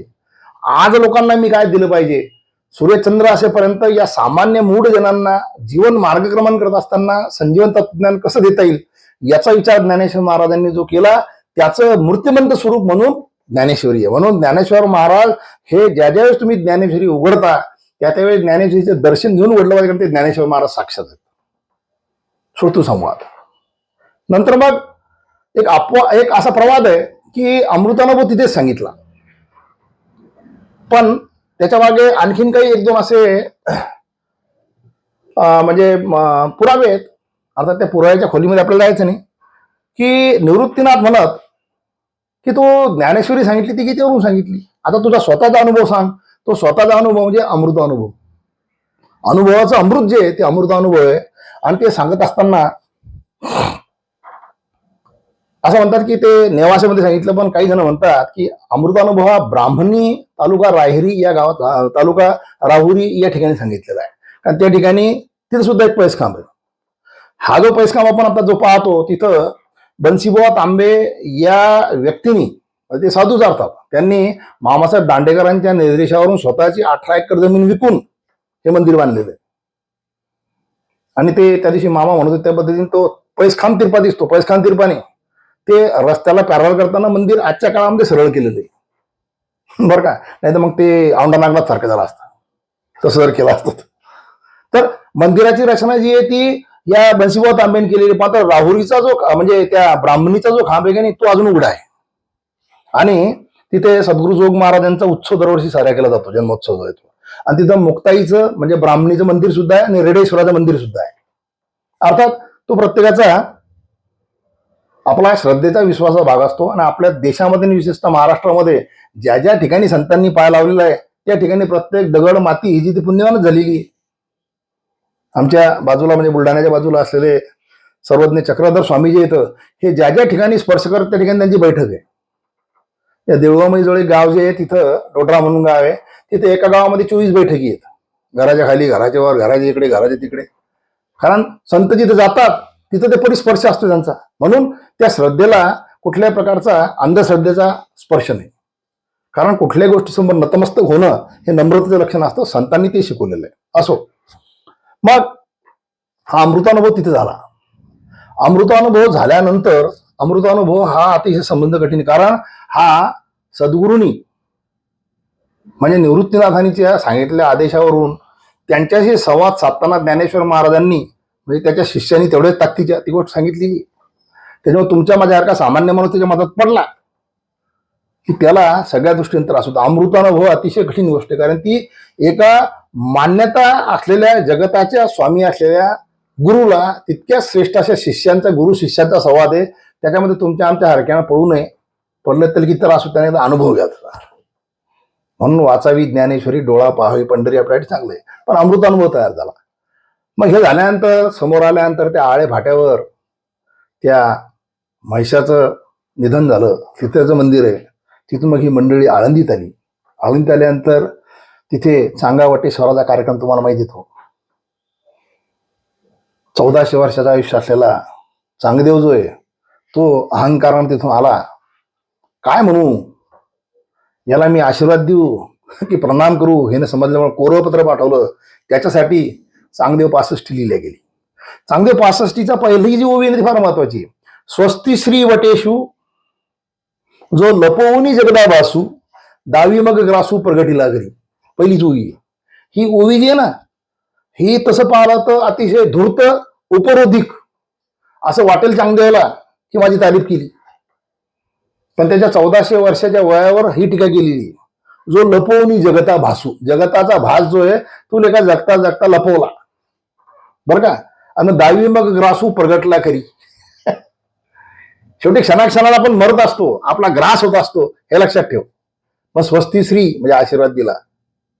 याला समजत नाही मी काय करू. असो, चांगदेव 65 ही अतिशय परिपूर्ण अशा योग्याला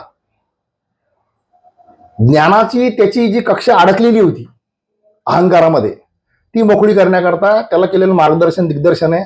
ती सुद्धा आपल्याला अडचण नाही, कारण आपण तितके अहंकारी नाही, तितके साधनेची अधिकारी नाही. कसे अधिकारी नाही.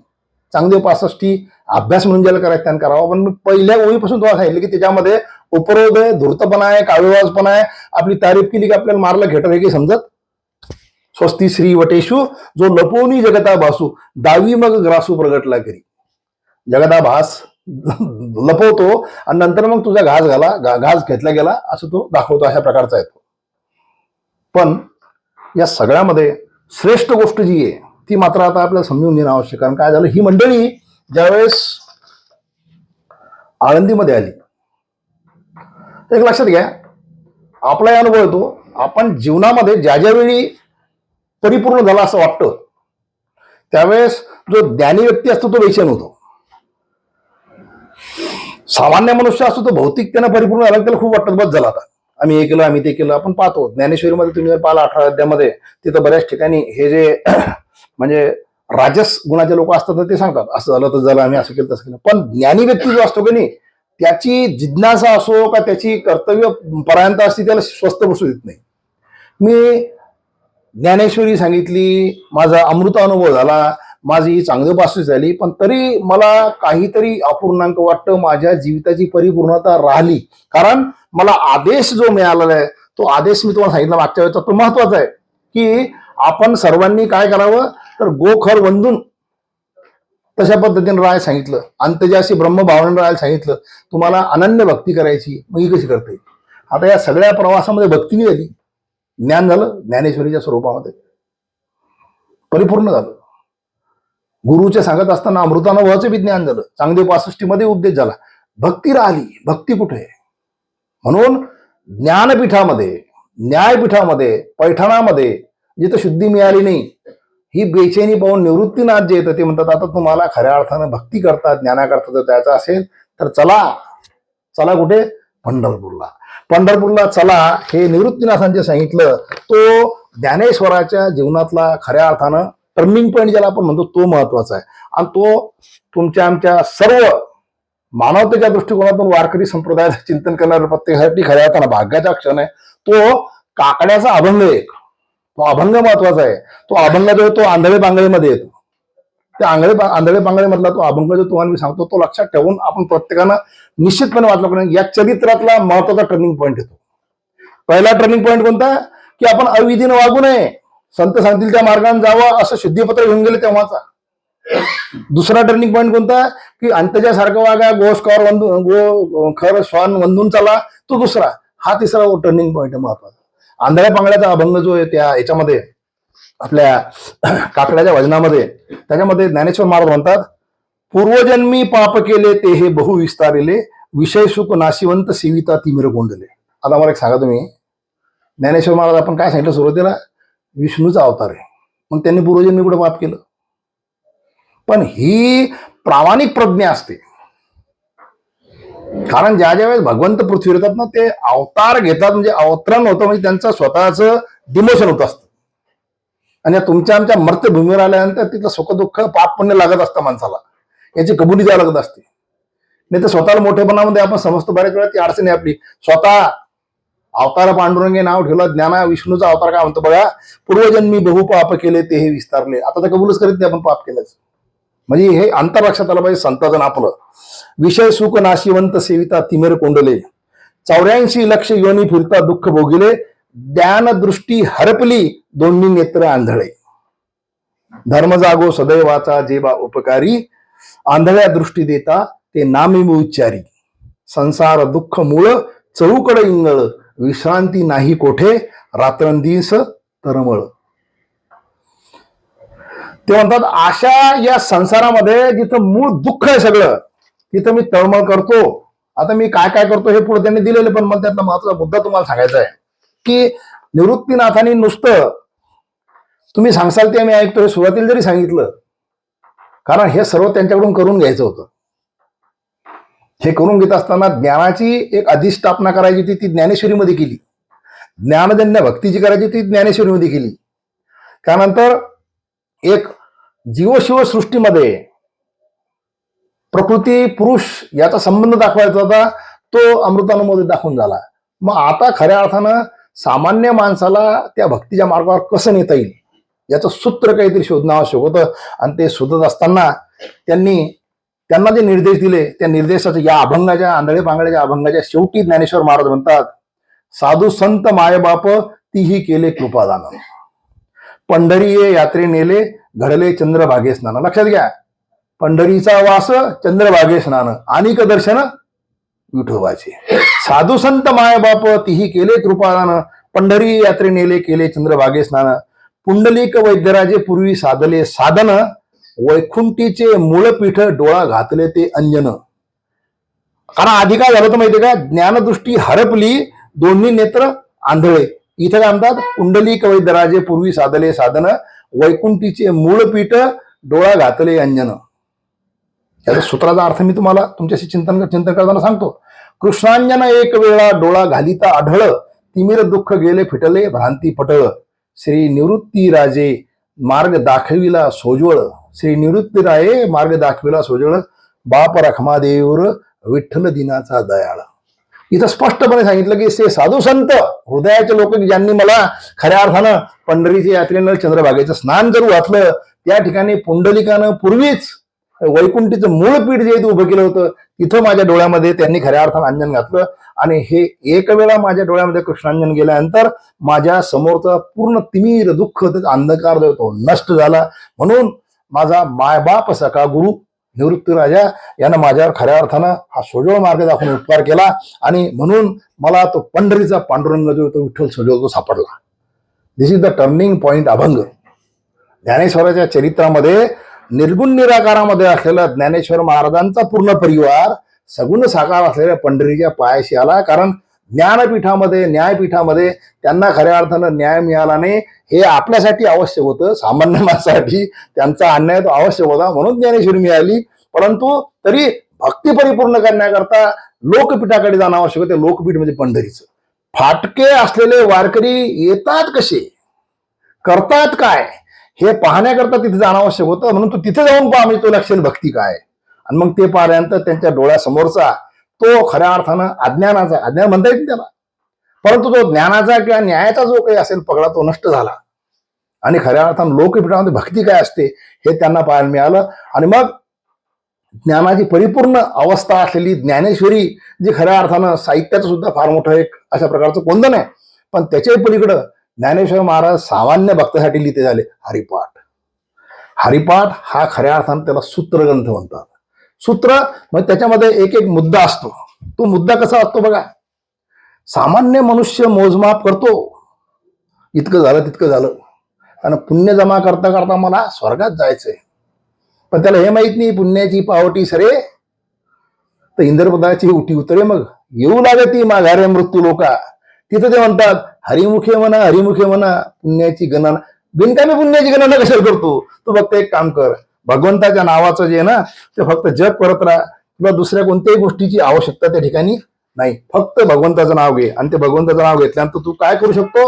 मंथुनी नवनीता तैसे घे अनंता. दुधाची आवश्यकता नाही, दह्याची आवश्यकता नाही. ते घुसळल्यानंतर त्याच्यामध्ये जे नवनीत सापडतं, मंथुनी नवनीता तैसे घे अनंता, वाया व्यर्थ कथा सांडी मार्गू. बाकीच्या गोष्टी सोडून दे, ताकाच्या नांदी लागू नको, दुधाच्या मोहात पडूच नको, कारण हा सगळा व्यवहाराचा भाग आहे. पण त्यातलं परिपूर्ण स्वरूप जे कसं स्वरूप परिपूर्ण, हे बघ, दूध नासतं, दही आंबट होतं, ताक बी पुंगड होतं, पण एकदा का तूप झालं, लोण्याचं वाचतं पण एकदा तूप झालं. नवनीत तोरी कडकडे लोणी. एकदा तुम्ही भक्तीमध्ये परिपूर्ण पलीकडे गेले की तुम्हाला अलीकडे यायची गरजच नाही.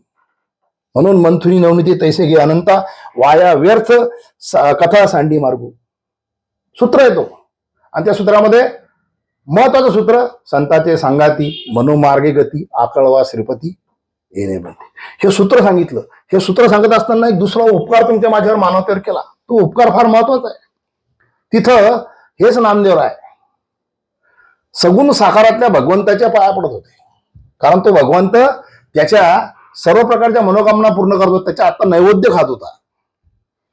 त्याला खऱ्या अर्थानं निर्गुण निराकारचं स्वरूप दाखवण्याकरता भगवंताचीच खऱ्या अर्थानं परवानगी घेऊन तीर्थावळीमध्ये आलेले नमूद प्रसंग फार सुंदर. त्याला या गुजरात राजस्थान मार्गे घुमानपर्यंत घेऊन गेले. तिकडे असं दाखलाय की अलाहाबादच्या त्रिवेणी संगमावर बी गेले, तिथून सगळीकडून भारत दर्शन करून आणले. आणि ते आणल्यानंतर याला खऱ्या अर्थानं ते स्वरूप लक्षात आलं, भगवंताचं विराट स्वरूप या ब्रह्मांडामध्ये कसं ते लक्षात आलं. आणि मग नामदेवराय हे तुमच्या माझ्या भागवत धर्माची पताका घेऊन तिथपर्यंत गेले, घुमानपर्यंत. हा महत्वाचा बदल जो आहे, म्हणजे एक निर्गुण निराकारातला सगुण साकारता आला, आणि आल्याबरोबर त्याने सगुण साकारातला निर्गुण निराकारामध्ये येईल.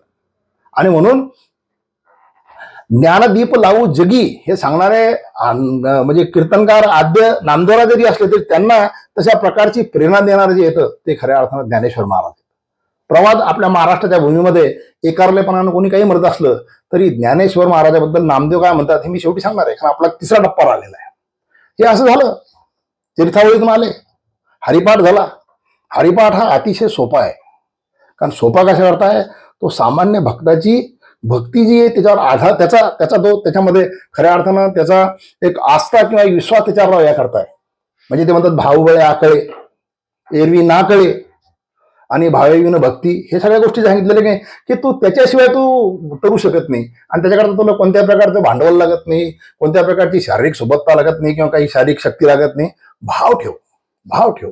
ही भावाची भक्ती जी आहे ती सांगत असताना पैठणच्या ब्रह्मवृंदाने दिलेला जो भक्तीचा जो म्हणजे त्यांना आदेश होता तो पाळता त्यांनी हरिपाठ निर्माण केला. आणि या सामान्य भक्तांसाठी खऱ्या अर्थानं त्या हरिपाठातून एक आदर्श वस्तुपाठ जो आहे, भक्ती कशी असावी याचा मांडून दिला.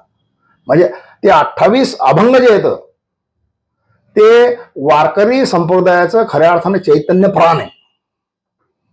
कोणत्याही गावात तुम्ही जा, कोणत्याही माणसाला भेटा, हरिपाठ दररोज घेतो, समजतो नाही समजतो याचा अर्थ नाही. कोणत्याही सप्त्यामध्ये जा, ज्ञानेश्वरीचे पाठ होतं, समजतो नाही समजतो अर्थ नाही. कारण त्यांना आम्हाला आंतरिक आनंद होतो. म्हणजे मानवतेला लढत असताना, मानवता परिपूर्ण होत असताना, मानवता झगडत असताना, मानवता जीवनामध्ये सातत्यानं प्रसंगाला किंवा सामोरेला भिडत असताना त्याला आनंद देणारं एकमेव ठिकाण महाराष्ट्रामध्ये निर्माण झालेलं आहे, हरिपाठ ज्ञानेश्वरी. हरिपाठ ज्ञानेश्वरी अशी गंमत आहे. इथून पुढे तिसरा टप्पा सुरू होतो. हे सगळं फिरून आल्यानंतर ज्ञानेश्वर महाराज जे येतं त्यांना एक लक्षात आलं होतं की आता या जीवनाचं आपलं जे इप्सित आहे ते खऱ्या अर्थानं पूर्ण होऊन राहिलं. आणि ते पूर्ण होत असताना काय करावं, कसं करावं.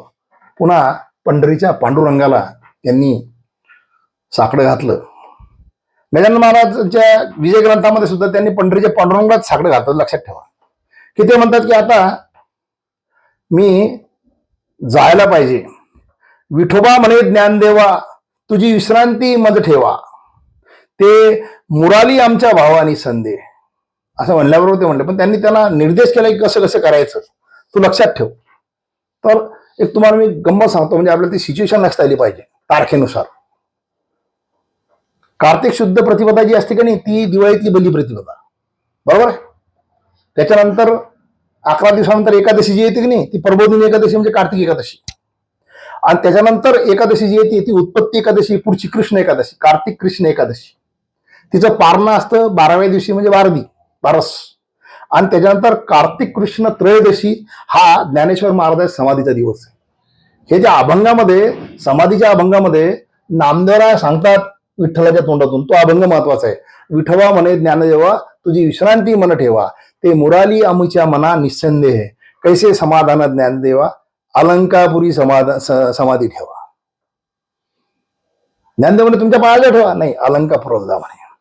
विठ्ठल ओळखला ओलावा नित्यरूप समाधी, धन्य धन्य ज्ञानेश्वरा पुण्यभूमी समाधी स्थिरा, कृष्ण पक्षी तुझं निर्धारा भेट देत जाईन. त्यावेळेस एक शब्द दिलेला आहे की दर कृष्ण पक्षामध्ये तुम्ही भेटायला बी येईल. इथे गंमत मी त्या दिवशी केली होती की शेगावच्या मंदिरातून महाराजांची पालखी पंढरपूरकडे निघाल्यानंतर काही जण गर्दी कमी म्हणून दर्शनाला जातात. जायला पाहिजे का? भगवंत कुठे निघले? पंढरपूरकडे. तुम्ही चालले दर्शनाला, कोणतं गर्दी कमी. आता तसंच पंढरीचा पांडुरंग स्वतः सांगतो कृष्ण पक्षी तुझं निर्धारा भेट देत जाईन. म्हणजे या कार्तिक कृष्ण एकादशी पासून त्या 2-4 दिवसाच्या दरम्यान माऊलीच्या समाधीच्या दरम्यान पंढरीचा पांडुरंग कुठं असतो? आळंदीत असतो. मग गर्दी कमी म्हणून तिथे दर्शनाला जातात तुम्ही, ती ध्यानात घ्यावा. जसं म्हणतो आमच्या दवाखान्यामध्ये कुणी आलं, डॉक्टर आहेत का? डॉक्टर नाही, संपला विषय. तसं मूळ पीठ जे त्या मिठावरचं अधिष्ठान जे तेच नसतं त्या काळात. गर्दीसाठी तुम्ही जर भगवंताकडे जात असले तर आपला स्वार्थी भाव तो सोडला पाहिजे, नमती जबाब सोडून द्या. पण हे सांगितलं त्यांनी. ज्ञानदेवाचं वर्णन करतात तिथं नामदेव महाराज, ज्ञानदेव ज्ञान सागरू, ज्ञानदेव ज्ञानागरू, ज्ञानदेव भव सिंधू तारू, प्रत्यक्ष रूप पय असे, ज्ञानदेवी ज्ञानगम्य, हे आपल्यासाठी. ज्ञानदेवी ज्ञानगम्य, ज्ञानदेवी ज्ञानधर्म्य, ज्ञानदेवी ज्ञाननेम, सर्वभव सर्वथैव असे. ज्ञानेश्वर काय आहे तर ज्ञानेश्वरी काय आहे तर नामदेवराव वर्णन करतात. आणि मग हा सोहळा जो आहे हा इथे कृष्ण त्रयोदशीला ठरला, कार्तिक कृष्ण त्रयोदशीला. त्या दरम्यान पंढरपूर किती खाली झालं होतं, पंढरपुरातले कोण कोण लोक इकडे होते त्याची एक लिस्ट तुम्हाला मी सांगतो, म्हणजे लक्षात आलं पाहिजे आपल्याला. चरित्रामध्ये महत्वाची गोष्ट आहे. पांडुरंग स्वतः आले, राही रुक्माई सत्यभामा तिन्ही आल्या, पुंडली गरुड हनुमंत शेष हेही पोचले, बरं का.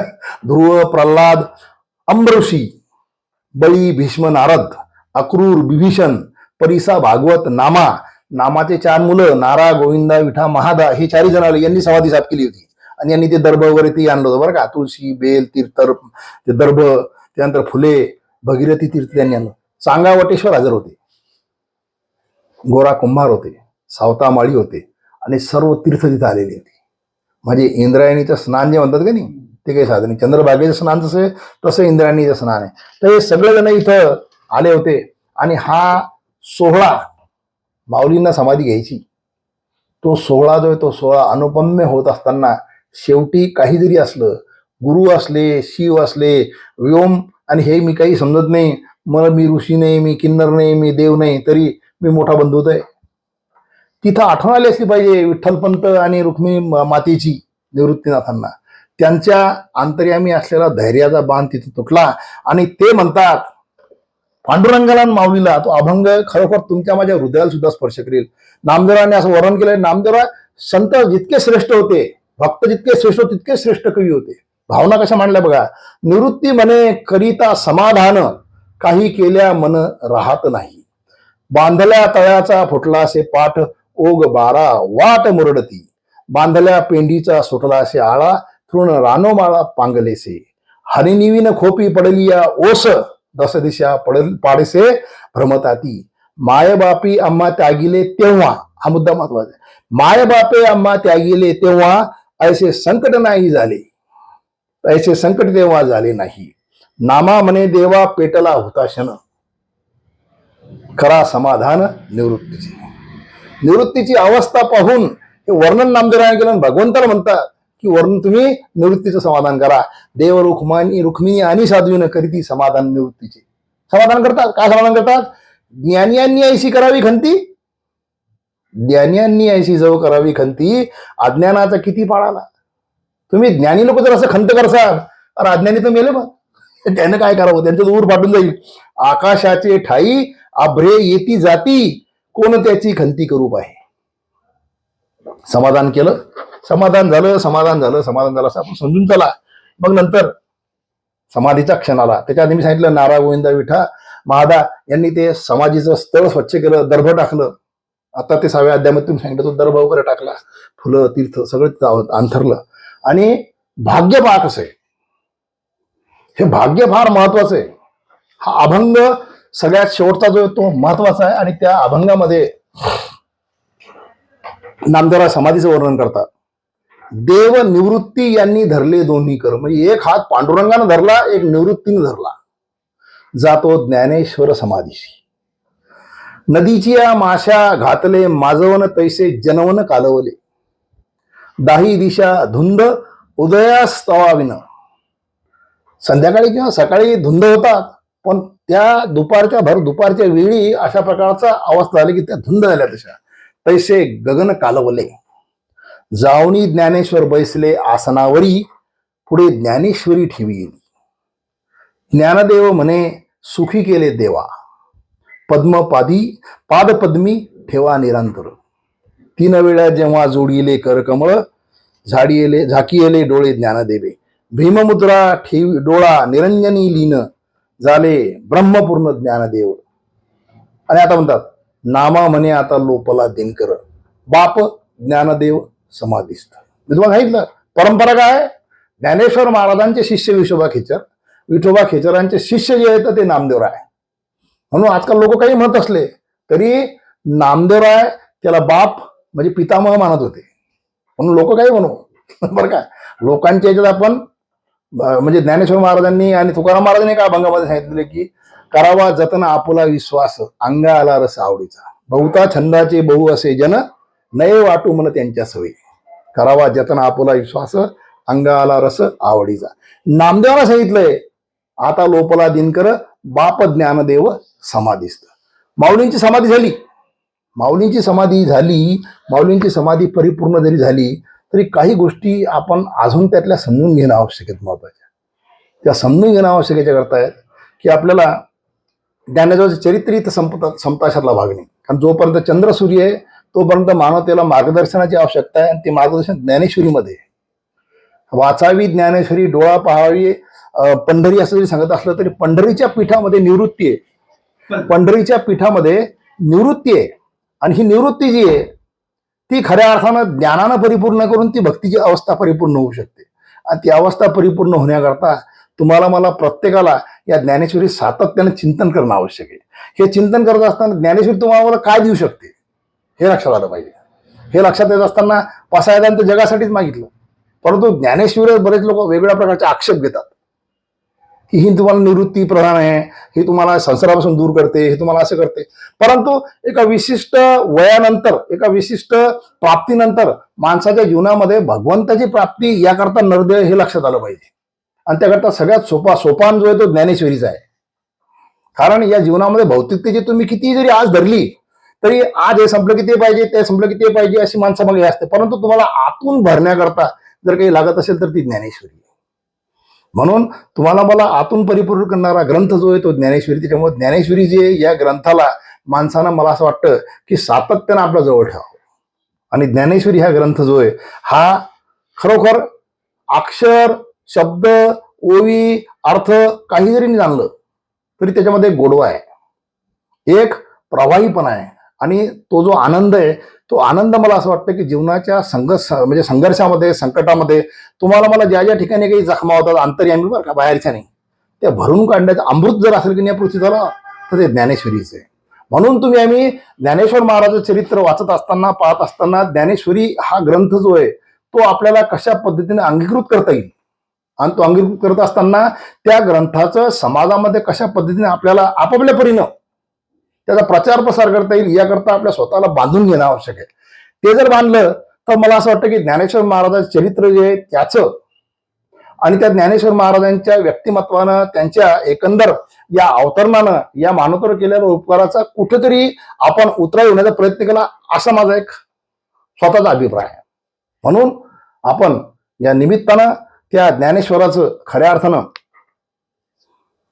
एक वैशिष्ट्य जे आहे ते लक्षात घेऊन या जीवनामध्ये आपल्याला निवृत्तीकडे घेऊन जाणारं, म्हणजे परिपूर्ण करणारं, समाधानात, आनंदामध्ये, आपल्या स्वतःच्या एकंदर कर्तृत्वाला आनंदामध्ये परिपूर्ण करणारं, अशा प्रकारची ही एक अवस्था जी आहे ती आपल्याला प्राप्त करून देण्याचे साधन जे आहे ते ज्ञानेश्वरी, असं मी मानतो.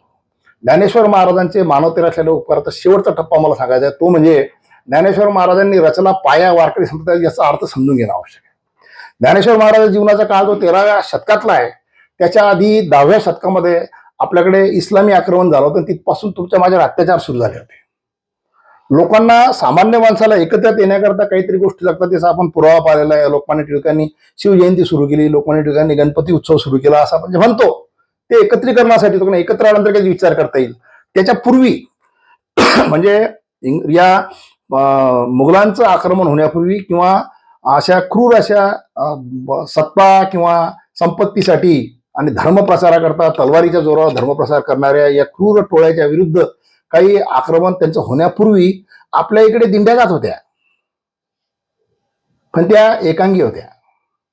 परंतु या 300 वर्षाच्या काळामध्ये हजारापासून 1300 पर्यंत जे काही भोगलं, जे काही पाहिलं, कारण त्या दरम्यान अल्लाउद्दीन खिलजी जो आहे तो तिथपर्यंत आला होता, ज्ञानेश्वर महाराज जिथं होते तिथपर्यंत. म्हणून त्यांनी त्या काळात एक परंपरा सुरू केलेली आहे.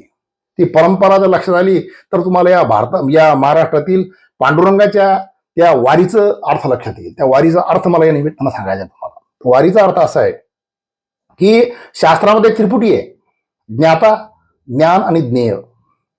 तुमच्या आमच्या या वारकरी संप्रदायामध्ये सर्वांचा ज्ञेय जो आहे तो पंढरीचा पांडुरंग आहे, विठ्ठल आहे. ज्ञान जे आहे ते तुमच्या माझ्यामध्ये या ग्रंथराज, ज्ञानेश्वरी, अभंगगाथा यांच्या माध्यमातून आलेलं आहे. आणि ज्ञाते जे ते आपण सर्वजण आहोत.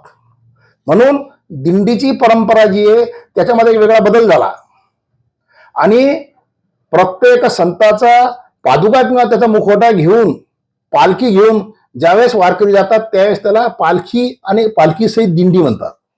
दिंडीमध्ये मुखवटा किंवा पादुका नसतात, पण पालखी जिथं असते ती खऱ्या अर्थानं वारीकडे जाणारी भगवंताची शक्ती असते, संताची शक्ती असते. म्हणून आपल्याला ज्यानं ज्ञान दिलं त्या ज्ञानाचा स्रोत, ज्ञान देणारा तो म्हणजे ग्रंथ निर्माण करणारा तो ज्ञानेश्वर असेल, जगद्गुरु तुकाराम महाराज असेल, या सर्वांना ज्ञाते म्हणजे ते वारकरी ते घेऊन त्या ज्ञानाकडे जातात. ही खरी दिंडी किंवा ही खरी पालखी आहे आणि यानं ती वारी होत असते. म्हणून ज्ञानोबा रायाची पालखी आणि त्या पालखीमध्ये आमच्या दिंडीचा क्रमांक इतका आहे. पालखी कोणाची? ज्ञानेश्वर महाराजांची. तुकोबा रायांची पालखी, त्याच्या मागे आमच्या दिंडीमध्ये इतका क्रमांक आहे. म्हणजे आमचा बाप जो आहे तो ज्ञानेश्वर किंवा तुकारामाच्या स्वरूपामध्ये समोर चालतो.